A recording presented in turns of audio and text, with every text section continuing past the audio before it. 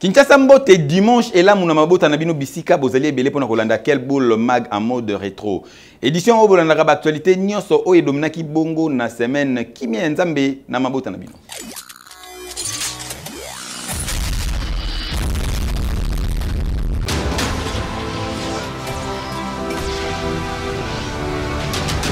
Lundi, Tolaksaki Bino, réaction et Senko sur probable dialogue pour nous sa crise na partie Est et RDC. Tolaksaki Bino, polémique aux Alaki Bongo entre Pasteur Paul na Pasteur Carlos Yabaruk Tabernacle, les beaux détails, na Belema Oyo.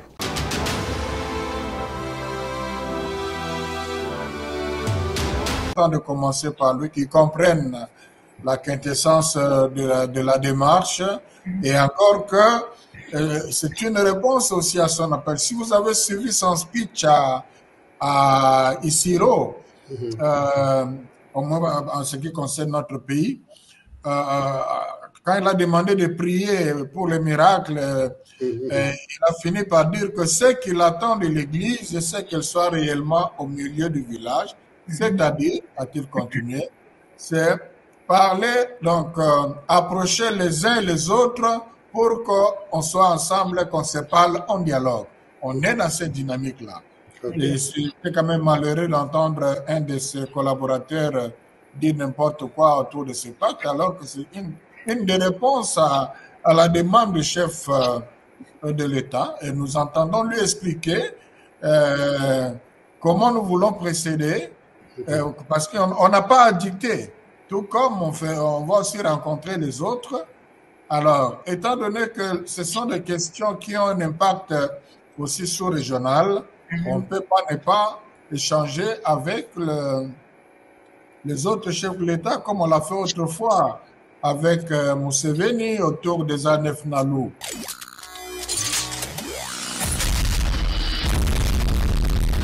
En tout cas, Église na République démocratique du Congo et comme succession, oyo soki papa bandaki pasteur akufi succession na et kolanda bongo et pa ya bana lokola héritage kasi kokamwa tangu bana bayaka kozwa poste bakomi kokumbela église ba collaborateur oyo ba travaillaki bongo na papa nde bakomaka na problème bakomaka bongo kolanda bango na nzete okoyoka abenganaki pasteur Jean okoyoka lisusu o abenganaki papa Pierre ezali fréquent poto monango na église wana toye komona ngo lisusu na église wana kuna moyen totanga bakombo nango ezali te ya suka nde ezali oyo touti komona na baruti tabernacle nyonso ebandaki déjà na makambo etali formation ya église oyo liboso kombo na yango ezalaki ensemble de Rigini wana déjà pasteur azobongama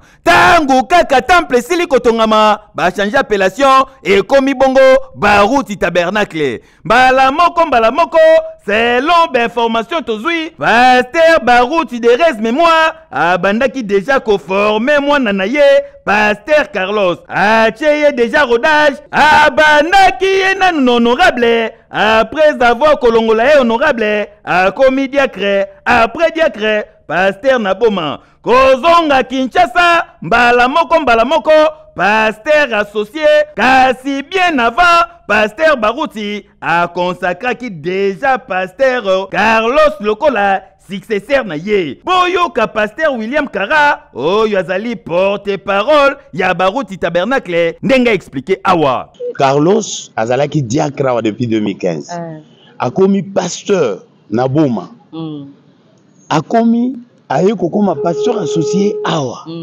donc c'est un homme qui a suffisamment prêché et pasteur Baruti a formé suffisamment. Après liwa ya pasteur Baruti Kasongo nde guerre ebandaka te ebandi ekomi oyo te balobi o toleka na élection après ba élection epesi nzela na pasteur Carlos azwi succession ya église oyo kasi selon information tozwi ba pasteur associé pasteur Paul azalaki ndeti na mwa ketu na mutema asepelaki na position oyo te nde sima na yango aye kokoma démission na ye adepozaka te adepose avandi azo réfléchir nini ya kosala. Mbala moko a projecté bongo campagne d'évangélisation na ye awa na Kinshasa na échangeur ya limité kasi position oyo esepelisi bandeko ya baruti tabernacle te balobi na ye soko ko kende yo moko mais soko meki kaka kozwa mundimi moko to livre na satana yoka communication oyo. Division c'est du diable. Division ya uta na sabolo.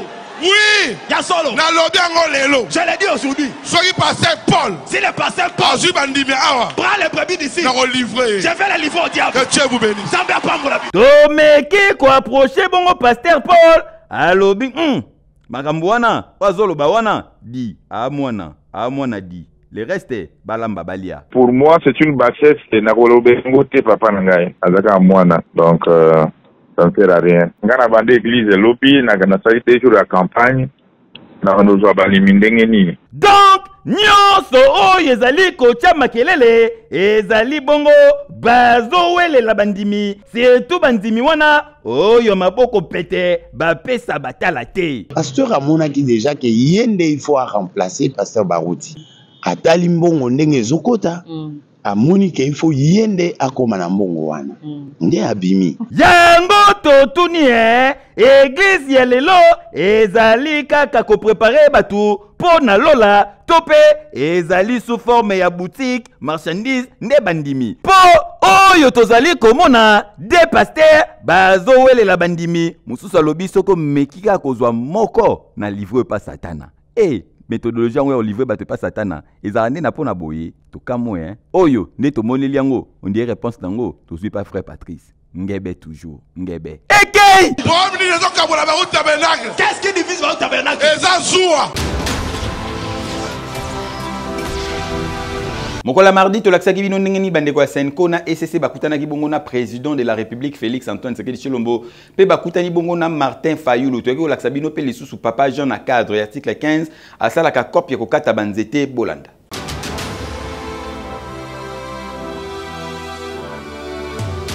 Mokonzi ya mboka Félix Antoine Tshisekedi Tshilombo ayambi bongo délégation, il y a un représentant, il y a conférence épiscopale nationale du Congo, puis il y a église du Christ du Congo. Bandeko ya Senko, puis bandeko ya SCC. Bondi belanga qui délégation oyo qui conduite pas ya cardinal Fridolin Mbongo.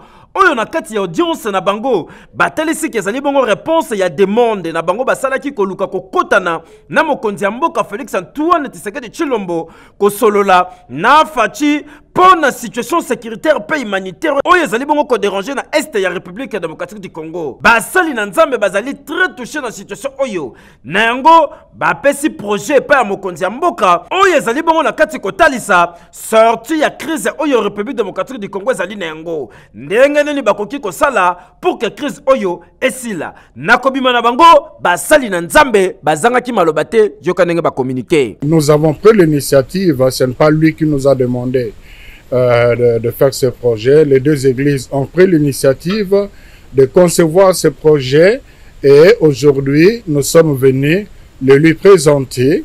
Il a reçu ça avec beaucoup d'attention, il a admiré, il a beaucoup apprécié. Les églises ont estimé qu'à cette étape des événements, il était beaucoup plus important d'amener une proposition concrète susceptible de créer un consensus national. Et ce que nous avons aimé, c'est que le chef de l'État est revenu sur deux mots-clés. Le premier, ce qu'il dit, il nous faut la cohésion nationale. Et le deuxième mot-clé, il nous faut la compréhension commune sur le défi qui pèse non seulement sur la personne de Félix Tshisekedi, mais sur le destin de notre pays. Kolongwana bango mokolo ya lundi 3 janvier 2025 na Butu. Mokolo ya mardi le 4 janvier 2025 tongo nde bozali komona bango awesilite na souci ya koluka kotia kimia pe kosilisa makambo oyesila nde bayaki kokutana na Martin Fayulu Madidi na tongo na biro na ye. Bango wana ndenge bazali kokota inde na biro bakoti mafa ozabia mafa pa lobi nazaki toko basala nzambe bino pe bozabia bokota ko bakoti apesi bango place boni basololi na suka nango na kobima bazakaki maloba te. Nous sommes là dans le cadre des consultations qui ont été déjà annoncées depuis hier. Comme vous l'avez suivi dans les informations, nous avons été avec le président Tshisekedi pour présenter notre initiative des pactes social pour la paix et le bien vivre ensemble dans en RDC dans la région des Grands Lacs. Il était question, après cet entretien, de voir les acteurs clés de notre pays. Et c'est ce qui nous a amené aujourd'hui chez le président Martin Fayoulou. Tobandi ete situation omboka ezali na yango ezali moment oyo ba congolais nyonso balakisa bolingo, c'est-à-dire que se mettre autour d'une table pona koluka kosilisa crise oyo ezo déranger. Heke yo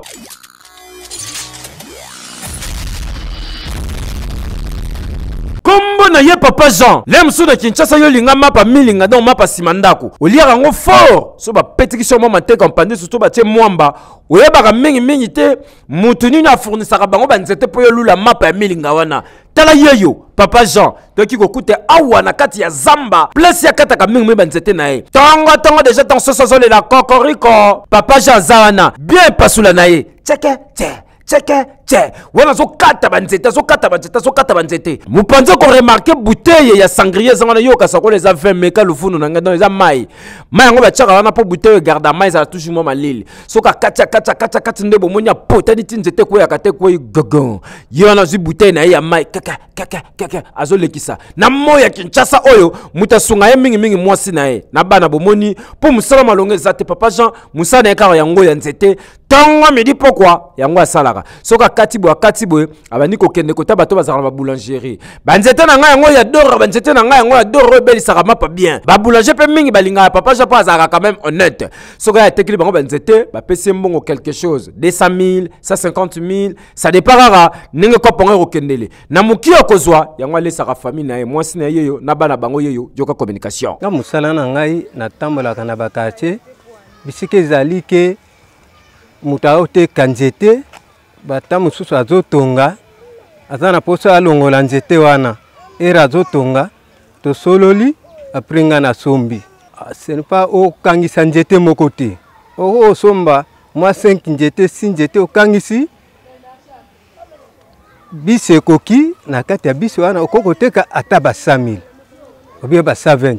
Komona papa mukolo boye na musala zo sala tala eza pasia bien pasula ozo kata banzete ekozwa ata journée mobimba lem sous personne zoto moi fatigue moi fièvre et comme même ata des jours yango papa Jean Leli nanya ko sungaye ata na tronçonneuse ya pomba e sungaye akata ata nzete soka zana moi machine wana e ko edeye soye kana zamba akokata ata moi 3 nzete e sungiye mene pasola ko kata kanzete force ngweza wapi bata mitema mawa bata la papa oyo heke yo.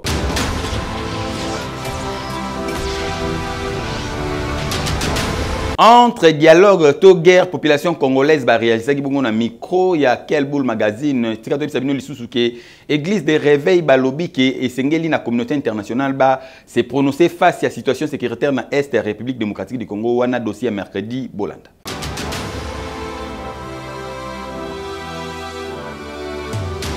Pour nanga il faut to bundaka na ba Rwanda masolo ya négociation exact na place te parce que bazo utiliser nanga en tant que ndeko na biso congolais mais bango nde bazo bondisa biso ba tie bango kaka ba étiquette pour tout le monde que ba congolais bazo bonda entre bango mais de toutes les façons il faut qu'on déclarer guerre contre Rwanda. Bato français ba loba que non la paix s'installe par la guerre et la paix s'impose. Aussi longtemps sur le dit que na négociation Rwanda a kotikala pour respecter biso te akomona biso faible mais surtout que na guerre balle sur balle en tout cas place on a de respect pe qui mieux ça ni s'installer. Négociation on est dans ba condition bango bakosa ba condition on est écossais biso to se soumettre na ça dit tozonga na boumbu na bango. De toutes les façons, il faut qu'on bunda na bango si vient le tuer aussi le sabiso so ki tokokite ba bomba biso nyonso so ki ba kokoka biso tokoki to longi bango to bomi bango c'est comme ça c'est la guerre. Toza na guerre banani baké ko bunda kuna ba ministre na ba député bana na bango baza na poto mais eza ba jeune nde mutu bazo ke ne ko bundela mboka et à la fin il ne gagne rien ndeni ba trahir mboka te. Félix zonga na idéologie à papa le peuple d'abord pas le ministre d'abord. D'ailleurs un politicien est censé servir le peuple pas pour leurs intérêts. Toko solo andeni koya uti zamba kangi mona nanga ake. Ah koya yake awa. Ayi lisuzu akangi mona mosuzu. Na kozana mayele koyo na ayi ko sisa ngai bana nanga soki ayi na atake akufa po soki na tiki epamba bana nanga ba kosila. moto oyo bomelaka bana na ndako ba otala kakaye bokenda kosolola asipa bomeli yo bana okosolola ya na ye ndenge nini.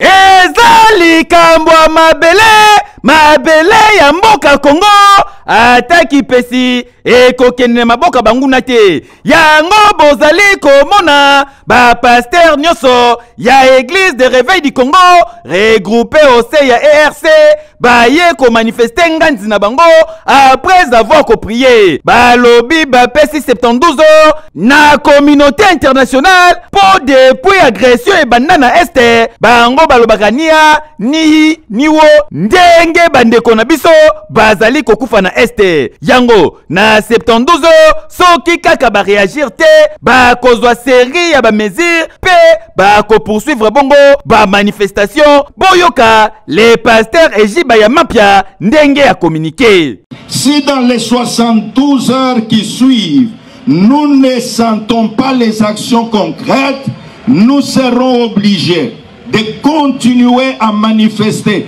pacifiquement, notamment par des sit-ins en vue d'obtenir la fermeture de certaines chancelleries.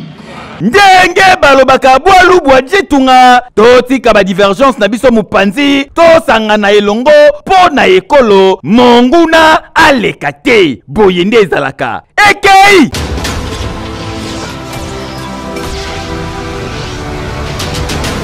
J'ai dit to l'accès bino état ya ba passerelle ya commune ya Bumbu pe to l'accès bino lisusu ndenge nini la police bakanga ki bongo bato o bazali komata prix ya transport na ville province ya Kinshasa Bolanda.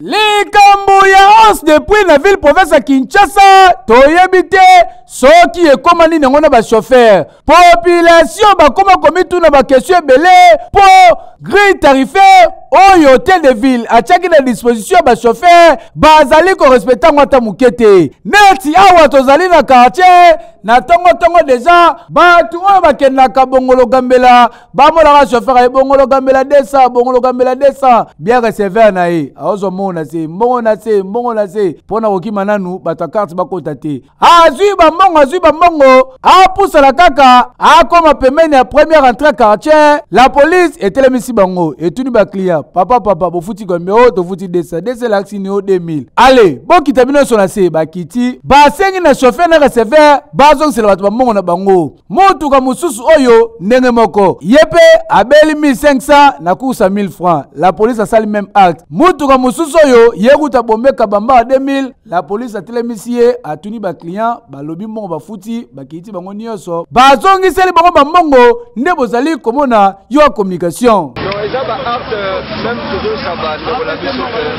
si les Roussala va hausse des prix. Nous Roussala hausse des prix, dans le Rosanino pour la bande qu'on a eu. En tout cas, comment va chauffer? Ça va interpeller par mon télémissa, Azumoto à Kati, à quel auditorat Ndili, à quel funda.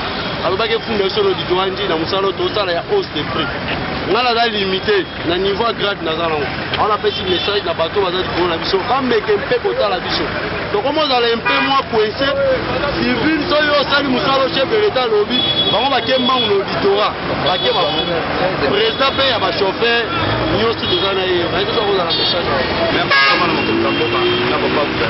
En tout cas, souci la population ezali que la police et l'ongona baje à transport balande la makasi makambu ya hausse de prix pour ba chauffeur ba fixera prix selon ba imère na bango et puis batala attention ba tout so moni ba tebele ba ba bomé 250 200 300 donc 2500 3000 topé 2000 francs lelo na Kinshasa zoko bimi e kozala mbonga malonga te pour la transport oko beta mutu oko nimate pour prix ya transport normal e banaka te et nini ba chauffeur et surtout ya DC7 na sprinter bango de ba champion na komatisa ba prix boete et nini longona na la police na musala bosali mingi na commander héritier keyo oui.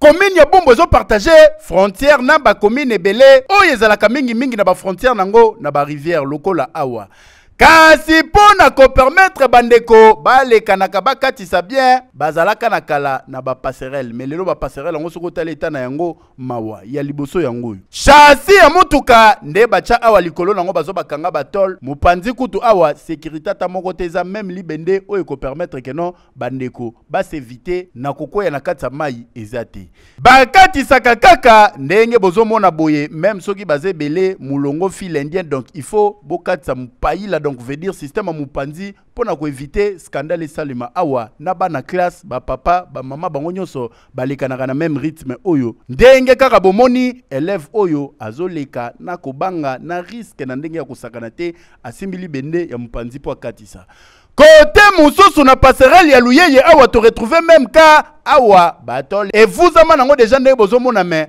population bavandaka koto yo bazana expérience ko katisa na ndinga osakana te po ba mesana nango yango nde basalelaka chaque jour na ba entrée ba sortie na bango balekanaka kaka awa mususu yango yo awa bien que za likolo mezaka na même état ya mabe tala kutu ndeko ya porter bien saki na ya makala bombango déjà na kingo mais moya le kana likolo passerelle oyo ezate asinyango kaka na katsa mai kala muye wana zo kota zo katisa po na charge oyo risque za akoya mabende oyo elande tina se po awa ndimelanga ke soko zoki tétanos et corateur ata mukete bandeko bango moko ba communiquer nzele baby pon baby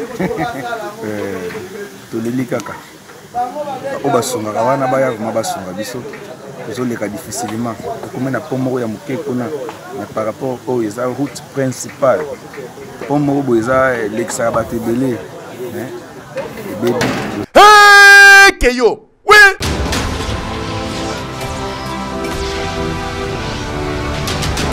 Ba résolution nini bimaki bongo na 37e session ya Nations Unies sur les droits de l'homme to la sabino ko la vendredi to la sabino Jafar Alu.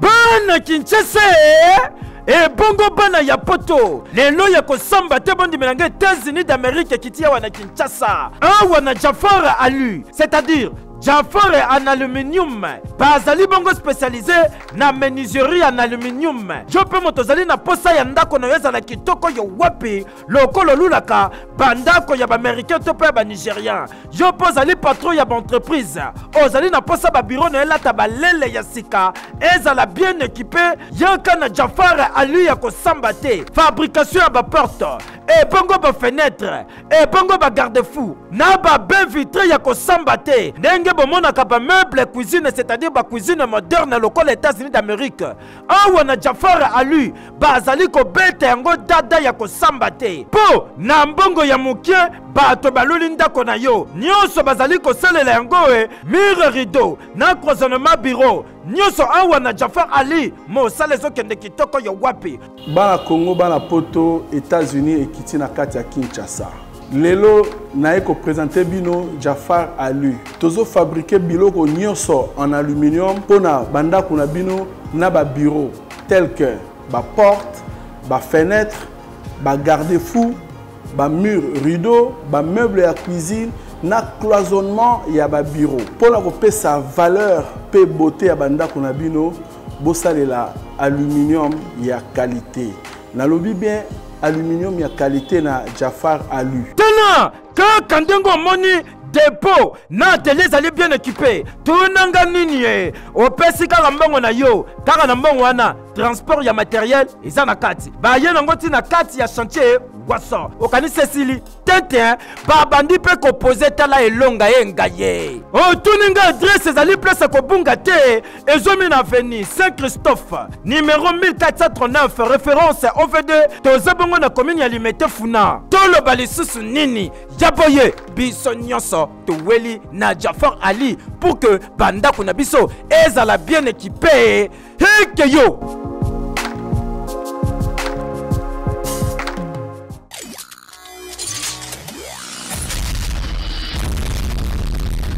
37e session extraordinaire. Il y a conseil, il y a droit de l'homme, il y a ONI.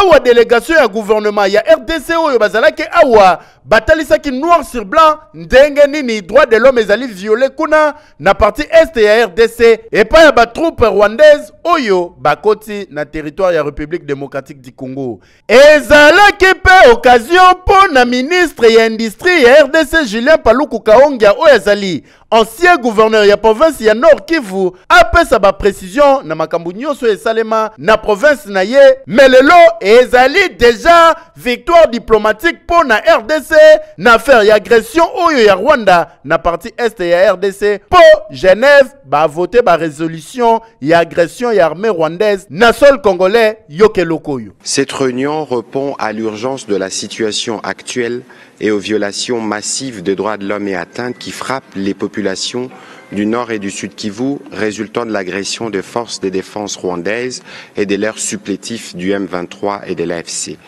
Les bombardements indiscriminés contre des camps des déplacés et des zones d'habitation civile ont exacerbé une crise humanitaire catastrophique. Les forces de défense rwandaises et leurs supplétifs ont transformé des zones de refuge comme des hôpitaux en cibles militaires, mettant en danger la vie des milliers d'innocents, parmi lesquels de nombreuses femmes et enfants. Les bombardements indiscriminés ont frappé des zones résidentielles, provoquant des déplacements massifs des populations et attaquant de cas de personnes déplacées internes. Cette situation est d'autant plus alarmante qu'elle se déroule dans un contexte où des populations déjà vulnérables se trouvent prises au piège entre les forces rwandaises et leurs supplétifs du M23, notamment soutenus par des acteurs extérieurs. Selon les chiffres de l'ONU, lors de l'agression qui a conduit à l'occupation de Goma, au moins 3000 personnes ont perdu la vie et plus de 3000 autres sont aujourd'hui blessées. Les attaques ciblant les civils, les déplacements forcés et les attaques contre les camps de personnes déplacées internes témoignent d'une brutalité inacceptable. Nous sommes heureux que tous ces pays réunis ici à Genève, plus de 100, ont considéré que c'est le temps de déclencher deux mécanismes. Le premier mécanisme, c'est d'envoyer une mission d'établissement des faits. Ça veut dire une mission qui va documenter, qui va recueillir pour que les preuves ne se perdent pas dans les temps voisins, de manière à passer au deuxième échelon, celui de la création d'une commission d'enquête. Ce double avantage permet plus tard de se tourner vers l'Assemblée générale des Nations unies à New York et au Conseil de sécurité et d'activer un autre mécanisme de la Cour pénale internationale pour que tous les crimes qui se commettent dans la zone géographique, particulièrement par les Rwandais, ne restent plus impunis et que désormais les auteurs se retrouvent entre les quatre murs pour qu'à jamais les populations de cette partie respirent la paix. C'est donc une victoire et une symbolique importante ici à Genève à laquelle nous avons assisté personnellement avec tous nos collègues réunis. Application de la résolution de Congolais nyonso azali kozela po lelo face ya monde entier si yebani déjà que pays agresseur ya RDC ezalaka Rwanda et alaka nini eloko nini esilaka te atambula ya Noé delige pe esila keyo oui.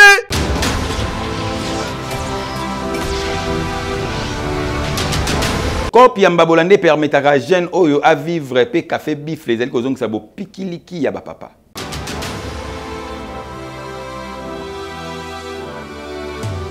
Babengaka ye champion 52 vrai nom na ye eza Josué malgré ki champion na ye asalaka kopi ya Bambabola kaka ndenge bozali komona pona koluka koboko la famille na ye azalaka ye moko te aformaka pe ba jeune oyo bomoni awa tozali précisément na commune na Makala champion 52 asalaka Bambabola ba sorte nyonso o koluka oyo okutango a ezali économique eza ba barbecue eza o ba jantre nyonso koluka oyo okutango awa asombaka mingi ba congélateur oyo ekufa pona ko utiliser ba tol nango ndenge ka bomona zala pe na besoin marteau na birin oyo pona ko tobolaka botala bino moko a ndenga osalangwa akati tol atoboli abandi kolinga ti ekoma Mbabola boyoka communication ba idéologie tokutaki encore na mokili ya se po biso to abata makasi naza maître mais après maître faut koluka ndembongo quand tout le monde bisika baninga bazotia mutu pona oluka moi 10 francs biso pe totiaka mutu donc tozotala nde baninga bazocreye biso mpe tozocreye ntango na ye pembeni nayibi mayele mibale nga mpe na bakisi 3 komi 5 nazosala janti ya moto ya 3 pine na moto na ya mutuka ya munene nasalaka barbeki nasalaka ya mado ya munene nyonso oyo eza kaka na cadre ya article 15 mpo na koluka kosurvivre malgré titre aza nango ya champion kasi acrea cope na ye mpo esunga ye na famille na ye asuka wana pe te akoma koede bajeune garçon mpo na koencadre bango koboya kaka bajeune garçon bakende kosalaka kikulu na to bayibaka ye encadre bajeune boye nde ezalaka ekei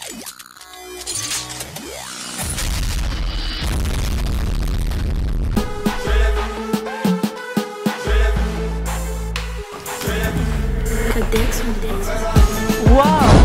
Café Buff ezongi lisusu. Stabilisateur.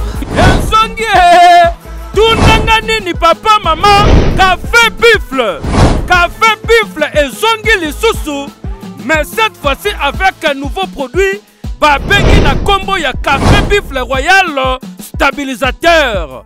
Soki olingi. O stabiliser mariage na yo papa koyoka soni te baloba kufa nsoni kuyoka pasi yaka kozwa Café Buffle stabilisateur na yo po opesa sourire na libala na yo mama seka na tongo pe na pokwa Café Buffle Royal stabilisateur toujours esalami à la base ba plante naturelle tangawisi na ba formule ya sika oyo soki omeli yango o triquet match papa traction na terrain, tout terrain ozali kopuka, ozali kokota, ozali koleka, posana pasi ya mukongo, posana oyeni mutu lembele. Cette fois-ci, okozala toujours makasi na tongo, pona osala mosala, même na butu, papa okoyeko travailler kitoko. Ah, Café Buffle Royal, stabilisateur, o stabiliser couple nanga. Otuninga sika nino kozwa Café Buffle, toujours na boutique Neema yende numéro 1 ya solution ya mikongo ya papa na Café Buffle oyo cette fois-ci ba memeli biso na combo ya stabilisateur kaka na boulevard du 30 juin na rez-de-chaussée ya immeuble Tabac Congo en face ya Regal Ozamo Bimba nde kokuta boutique Neema kota na kati okokamwa tala Café Buffle yangoyo Café Buffle Royal stabilisateur et bongiso libala. Café Buffle stabilisateur. Yonde solution pour ne couper sa sourire. Naba maman, pe papa à se sentir mobile ya solo. Eh keyo. Oui. Bon comprendre que to comme na souka ya présentation à quel boule mag ya lelo na zakina sengoma kasi ya ko présenter pour na bino tika to souhaiter joyeux anniversaire na Charme Mvwanda Simba. Abotama Mukola lelo de la part ya Victor Jonathan Soukami. Pourquoi pas qu'on souhaiter joyeux anniversaire na gros bébé de la République Benin Zinga baiser de patron ya établissement na Yemoko Astre de beauté Abotama Mukola lelo que du bien que du bonheur Nzamba Pambola abaksa beauté surtout charisme na yo Benin Zinga ngana bino tokutani mikolo ezali koya na même plaisir ya ko servir bino quel boule ki toko yo wapi ma photo yo wapi epesa zuati ekeyo oui.